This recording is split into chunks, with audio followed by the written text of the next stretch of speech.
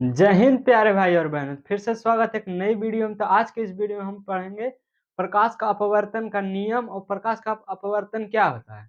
Video का अंत तक जरूर देखिए, आपको बेसिक से समझ आएगा। कक्षा 10 का टॉपिक है, बहुत इंपॉर्टेंट टॉपिक है, तो ध्यान से देखिएगा वीडियो को। आपको बेसिक से हम बताएंगे पूरा समझ में। यहाँ पर हम सबसे पहले हम परिभाषा के माध्यम से समझते हैं कि प्रकाश का अपवर्तन क्या होता है।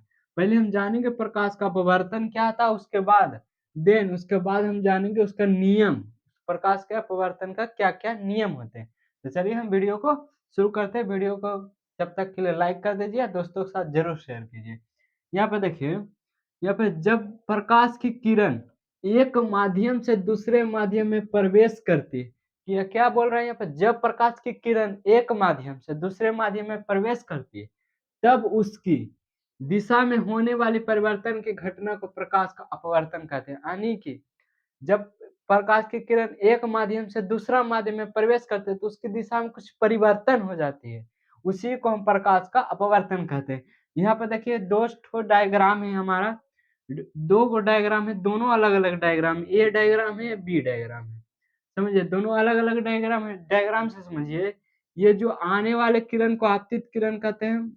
पिछले वीडियो में हम बताए थे आपतित किरण, जब प्रकाश का परिवर्तन पढ़ा रहे थे, तब नहीं देखे तो डिस्क्रिप्शन में लिंक दिया हुआ, आई बटन में भी पॉपअप हो रहा होगा, आप देख सकते हैं वहां से। इसको हम कहते हैं आपतित किरण, आने वाले किरण को हम आपतित किरण कहते हैं।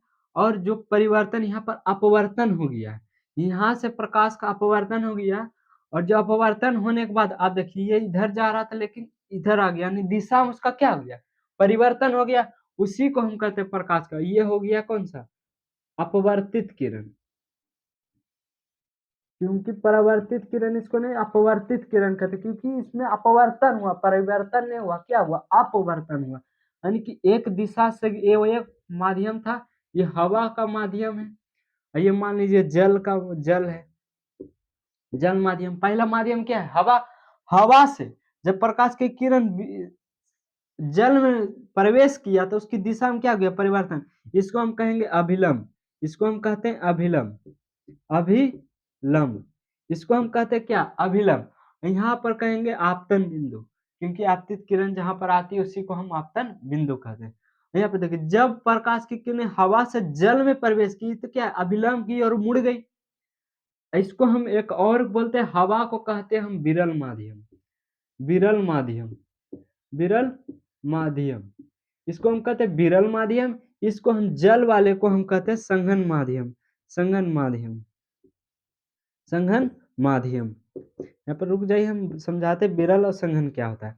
यहाँ पर रखें, विरल में प्रवेश, जो प्रकाश की किरण है तो अच्छी तरह से गमन करती है तो उसको कहेंगे विरल माध्यम, यानी कि पूर्ण रूप से गमन करेगी तो उसको विरल माध्यम कहेंगे। और प्रकाश की किरणें जब संघन करके, यानी कि कष्ट करके प्रकाश की किरणें अगर परिवर्तित होती है, अपवर्तित होती है, तो उसको हम संघन माध्यम कहेंगे। और क्या होता है, जब विरल माध्यम से संघन माध्यम की ओर प्रवेश करते प्रकाश किरण तो अभिलंब की ओर सट जाते हैं। यहाँ पर देखिए अभिलंब की ओर क्या हो रही है, यहाँ पर सट जा रही है, यहाँ पर अभिलंब की ओर क्या हो जा रही है, सट जा रही है। लेकिन जब दूसरे पिक्चर में देखिए, जब संघन माध्यम से यहाँ से परिवर्तित, जब आपतित किरण जा रही है संघन माध्यम से विरल माध्यम के, तो अभिलंब से क्या हो रही है, दूर भाग रही है। यहाँ पर देखिए दूर भाग रही है, यह दूर भाग रही है। तो यहाँ इससे क्या हुआ कि जब प्रकाश की किरण संघन माध्यम से विरल माध्यम की ओर जाती है तो अभिलंब से दूर हट जाती है, और लेकिन अगर विरल माध्यम से संघन माध्यम की ओर जाती है तो अभिलंब की ओर सट जाती है। तो ये प्रकाश का अपवर्तन हो गया। अब चलिए हम इसके नियम को समझते हैं। इसके लिए पहले हम इसको हम इरेज कर ले। आई होप कि आप अभी तक इतना समझ होंगे प्रकाश का अपवर्तन क्या होता है। हम इसे इरेज कर लेते हैं, उसके बाद हम उसके नियम को समझेंगे। चलिए हम डायग्राम को ऊपर वाले को रहने देते हैं, ऊपर वाले से। चलिए हमारा पहला नियम है, पहला नियम, पहला नियम, पहला नियम को हम समझते हैं। पहला नियम क्या है, तो देखिए पहला नियम सिंपल सा, एक कांच ले लीजिए। देखिए एक कांच, कांच का एक स्लैब है, स्लैब पे जब आपतित किरण आती है तो ये देखिए ये क्या हो गया, अभिलंब हो गया। पर विरल माध्यम से संघन, क्योंकि कांच भी संघन माध्यम होता है, तो क्या होता है, जो अभिलंब की ओर सट जाती है। ये आपतित किरण हुआ। ये क्या हुआ? आपतित किरण। आपतित किरण। आपतित किरण। ये आपतित किरण हुआ, लेकिन जो अब यहाँ पर बिंदु से टकरा कर अभिलंब की ओर मुड़ गया, ये हो गया अपवर्तित किरण। इसको हम ले लेते बड़ा अपवर्तित। अपवर्तित किरण। अपवर्तित किरण। इसको हम कहते हैं अपवर्तित किरण, क्योंकि जो प्रकाश का आपतित किरण हुआ यहाँ से इसका अपवर्तन हुआ और अभिलंब की ओर सट गया। इसको हम कहेंगे अभिलंब। इसको हम कहेंगे अभिलंब। इसको हम क्या कहेंगे? अभिलंब। इसको हम कहते हैं अभिलंब। तो पहला नियम क्या है कि आपतित किरण, अभिलंब और अपवर्तित किरण तीनों एक ही तल में होते हैं। यहाँ पर देखिए तीनों एक ही तल में है कि नहीं, कांच के स्लैब में ही, यानी कि तीनों एक ही तल में रहेगा। तो यही हो रहा है पहला किरण कि तीनों एक तल में रहेंगे। आपतित किरण, अपवर्तित किरण और अभिलंब तीनों एक ही तल में रहेंगे। यही है प्रकाश का अपवर्तन का पहला नियम। और दूसरा नियम क्या है? दूसरा नियम समझते हैं।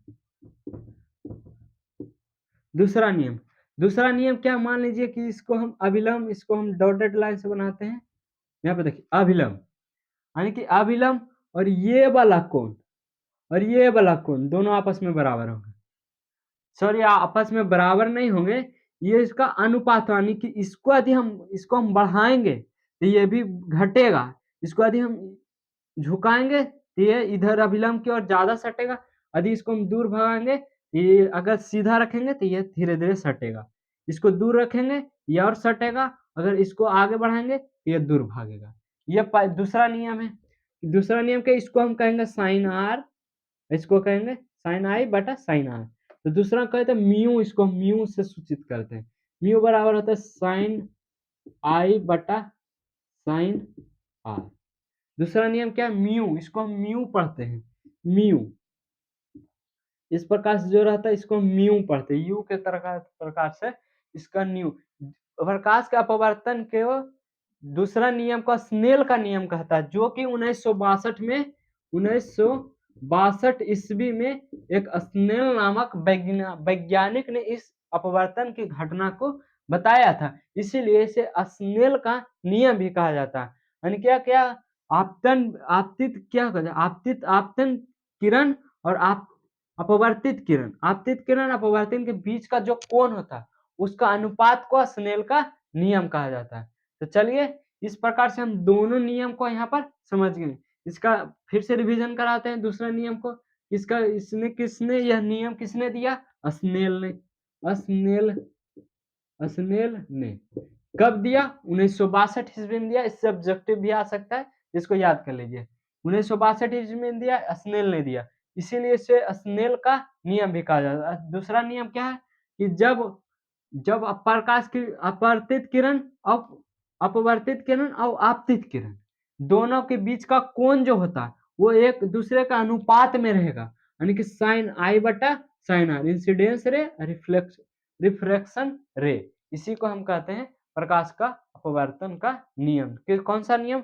दूसरा नियम। और भी देखिए इसकी हम घटना को यहाँ पर बुक से देख लेते हैं।